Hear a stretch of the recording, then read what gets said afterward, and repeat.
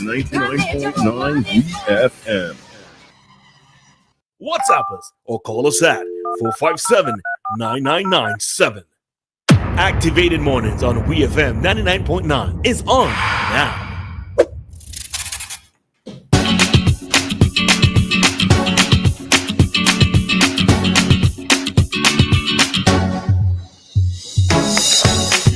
Alrighty, so the time here in SVG, it is 7:46, and at this time, we normally get commentary from Mr. Kingsley De Freitas. So Kingsley, we are standing by to hear from you. As usual, we will give you 10 seconds to see if you will be calling us today.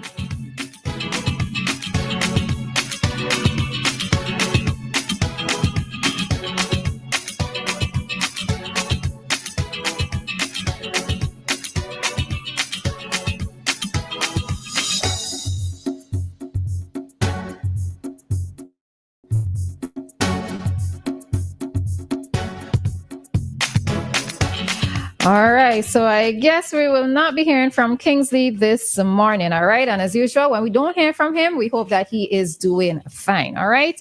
And hoping to hear from him next Monday.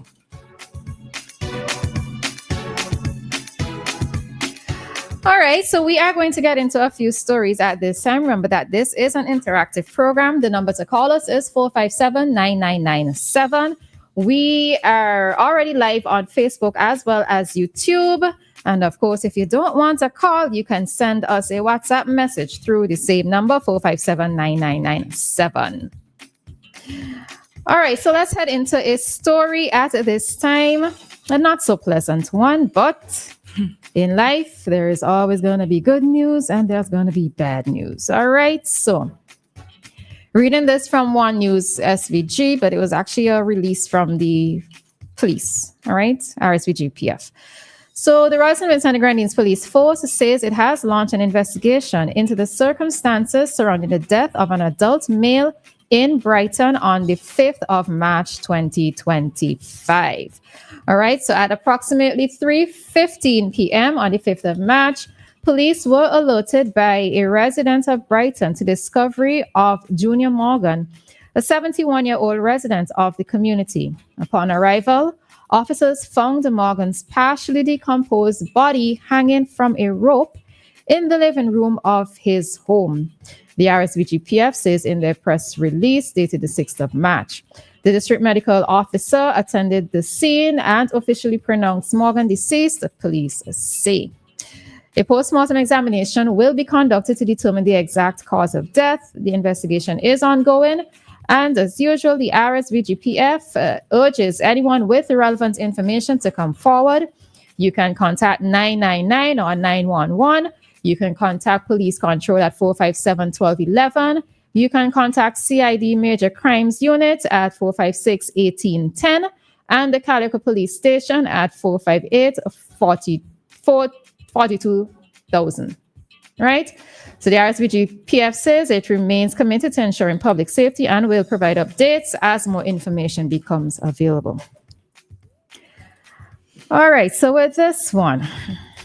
It was so unfortunate to hear about that. And then when I heard about the age of the man, I started to wonder. Well, at first, I think I read the age before how they found him. So I was like, oh, I wonder if it's an old man who passed away at home and nobody was there to check on him. And then I saw hanging from a rope, and now it's very shady because, I mean, I don't want to be speculating here. Obviously, I want to wait until the police have their final report. But if you're found hanging from a rope, it would appear as though it's suicide, but we don't know. So we're gonna wait and see. If it is suicide, boy, a 71-year-old person committing suicide is, I mean, anybody committing suicide is heartbreaking, but it's an older person. You just, for me, I'm wondering what could have, if this is the case, what would have caused you to do something like that, and then the body was decomposing. Of course, I know that there are different levels of decomposition, but then I'm wondering now, where's the family? Did he not have any family that went to check on him in a particular time, or is it that it wasn't that long and that it's normal for people to just not check on him? Did he live alone? You know, most likely he lived alone because the body was found decomposing. So if you have relatives living there, they would have been in and out, and I would have noticed it before. But unless they're spending time away. well, maybe. Yeah. So that is also a possibility. Yeah, but it's always interesting for me that whenever we come across these stories of a body being found in a house, 9 out of 10 times it's a man. Right? 9 out of 10 times within my recent history, and I know we haven't had 10 situations, but you know what I mean when I say 9 out of 10 times, right?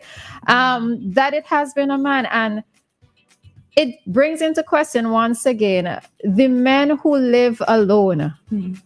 Who checks on them? Right?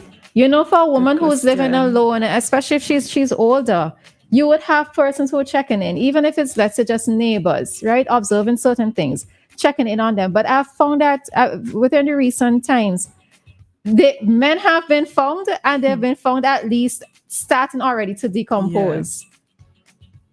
So what is it saying about how we look at men within society? Men who live alone, men who are elderly. Is it that we just take it for granted once we don't see them? Maybe that they're just taking some time to themselves, or they decided not to come outside, but nobody messages, nobody calls, nobody really checks, So that for me is what is a lot more troubling. Yeah. So I guess now we have to look at how the world views men living alone versus women living alone. Yep. Hi, Dave. Good morning. Yes, good morning. Excuse me. Early morning, whatever you call that. Yeah, interesting.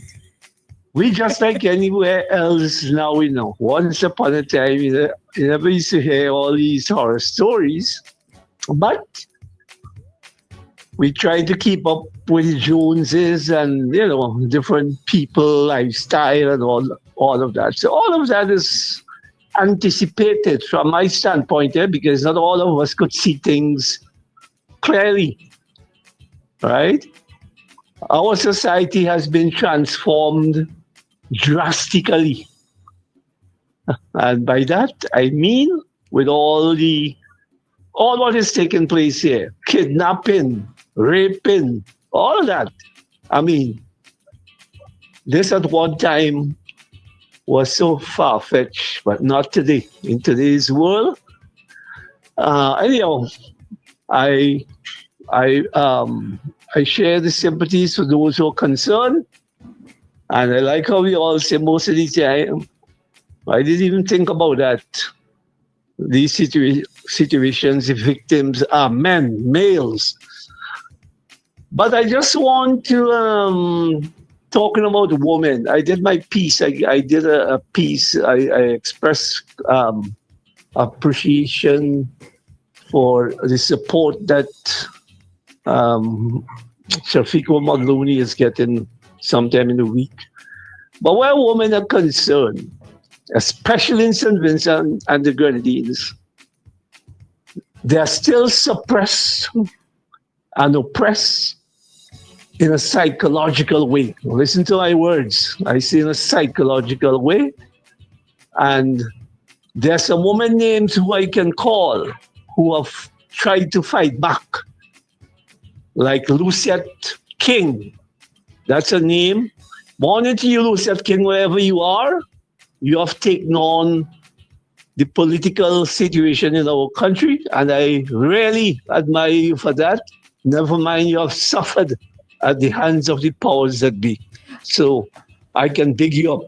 But for me, my number one leader is a female, currently speaking, in Amor Mia Motley of Barbados. All right, Dave. Hello to you, Mia Motley in Barbados, and I beg you up. Thank you. All right, no, I wasn't trying. No, I wasn't directly trying to chase you. We're going to have a separate segment. Oh God! But anyhow, we're going to have a separate segment. Speaking about women, Dave, so you can call back and big up who you want to big up in that segment. All right, that's all I was going to say. That was all. All right. Yes. All right. So with regards to the story that we were speaking about, yes, I do share your curiosity with regards to whether or not it was indeed suicide or whether foul play was involved, right?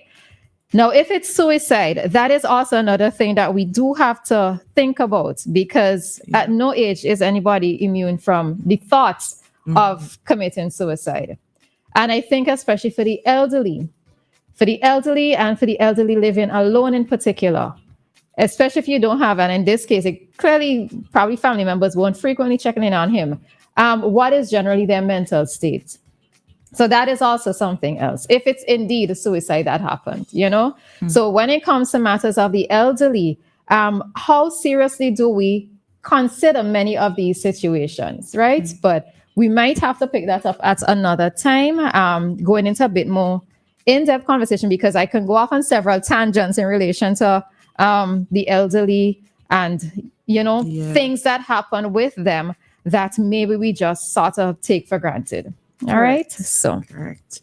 As you're talking about that, this starts racing through my mind. Some of these same elderly people, they go through some things, and don't want to speak for everybody, but for me, I can say, I have to admit that I do take some of them very slightly, but in a situation like this now, where we're looking at this from all different angles, I'm starting to think now, how do these issues affect them mentally? Because for some of us, we just figure, okay, you're an old person and this is what you deal with in old age, so you should be fine with it.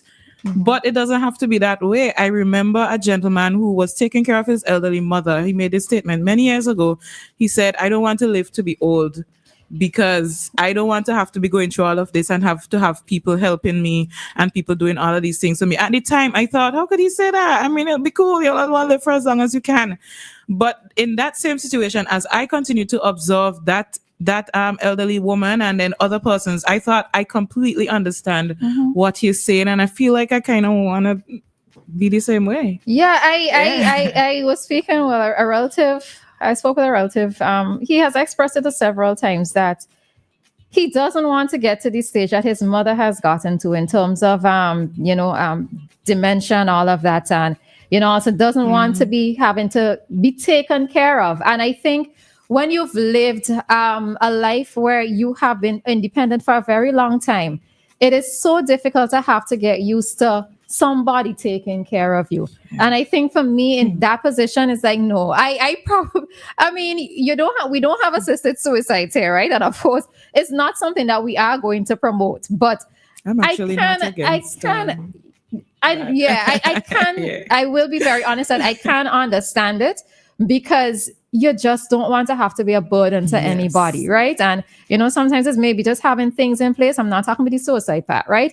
But in terms of having things in place while you are younger, while your mental capacity is still there, fully active, you have to sort of express your thoughts. But I don't know. And it's interesting because now that I'm in my early 40s, for whatever reason, I don't know what it is, but I have actually started thinking about my older age, and I'm not ready to face it. But the reality of, if God does grant me a longer life, it's something that I'm going to have to deal with, and we look forward to birthdays. We look forward to being able to celebrate a birthday, but do we actually look forward to getting older? I don't know. And it's just so many things. We're going to have to discuss that next week. So many things, right? And it would be good to hear from the older folks as well who are listening, in terms of what their challenges have been, and maybe a message that they would have for us, given that we are younger. What things should we put in place at this time? So that we can make our lives a little bit easier, even make lives easier for our children or those who are going to have to take care of us, right? So maybe, yes, that is a topic that we can try to explore a little bit further next week, all right? So, we're taking a deep breath. We're taking a deep breath. All right, so we are going to head on out at this time. Time here in SVG, it is 8 o'clock, and our time check came to you with the